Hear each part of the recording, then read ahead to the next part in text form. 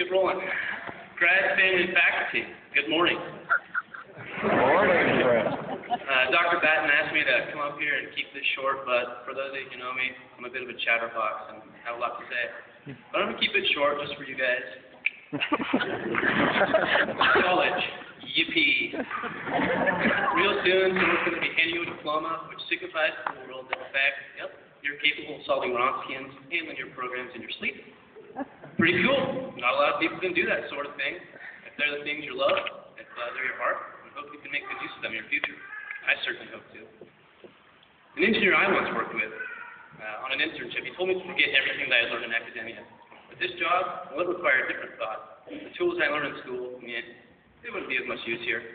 And I refused to embrace this remark because I know my efforts towards these 2 degrees weren't made in vain. You see, in our world, the diplomas we earn serve more as a ticket, allowing us to pass through certain predefined careers, more than they are measures of our net competence as individuals. I believe this is how my coworker felt. Yeah, sure, he did real engineering work, but I always remember something he said to me. He said, "Chris, industrial engineering, it's the degree of elite common sense, and that's it." I like that, I really did, but it's certainly dumbed down on my recent hard work. I don't have a problem with the notion that, this is the way that a lot of technical careers will end up, but it does make me ask a couple of questions, Why did I choose to come to this school, especially if I'm just going to be learning common sense? Why was our curriculum shaped the way it was? And lastly, why was the opportunity to come here even available to me in the first place? None of these are really trick questions per se, nor are they too difficult to answer. What is important is that each one of us, all of us, embraced that opportunity to come when it was presented. We didn't turn away, nor were we lazy. We went for it. Years ago, we looked towards the future, we looked towards now, and we saw that this path of engineering, it offered some entertaining value worth the pursuit, yes? In fact, it was that value that drove us to come here in the first place. In turn, we trusted that our faculty would challenge us with material of rich and genuine value, which they did. Thank you very much. We overcame those challenges. So congratulations, you guys. You're not amateurs anymore. You're the real deal. You've proven it to your professors, and you best prove it to your communities. So let's slow down, back up a few moments. 4 to 5 years you spent stinking up those computer labs. 6 if you're an oddball. You passed on the desk, been kicked out after closing hours, and I know you guys have been there. You've been locked out when you've left your precious baby TI-89 titanium graphing calculator behind those monitors. You feel learned up? You feel capable and qualified? If you do, please allow me to fix that for you. Throw a nice big wrench into your spokes and proceed to kill all your sense of accomplishment. Don't worry, only a little bit. I do have a heart, I promise. The following is an excerpt from a famous philosopher and educator, Mortimer Adler. Perhaps you've heard of him. Here's words, and listen probably distinguishes our college, OSU, as a place of schooling from the greater idea that is education. It's a bit of a downer, so I'm going to ask you guys just put on your game face and take it with a grain of salt. I know this is supposed to be really inspiring, but these are my thoughts for you. So for more than 70 years, a controlling insight in my educational philosophy has been the recognition that no one ever has been, no one ever can be, educated in school or college.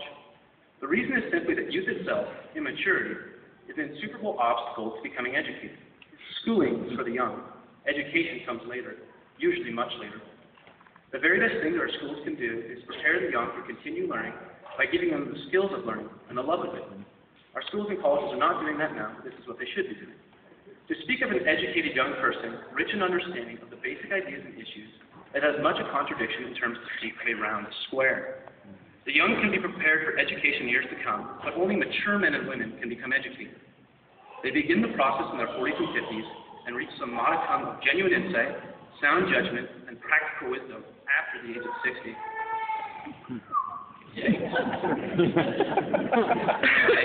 I want to note that personally, I feel that Adler's definition of education might be a little bit constricting. And I also want to make it clear that there's no place for littling in our school. The College of Engineering truly has done an exceptional job of setting up a modern and engaging curriculum. Not to mention they gave us a meat cop. Heck, pull Gary Peterson, we're up here right now. Give him a hug. Second, wow, in regards to that excerpt, what a burn on us, right? I'm certainly not going to let Adler tell me that I'm uneducated.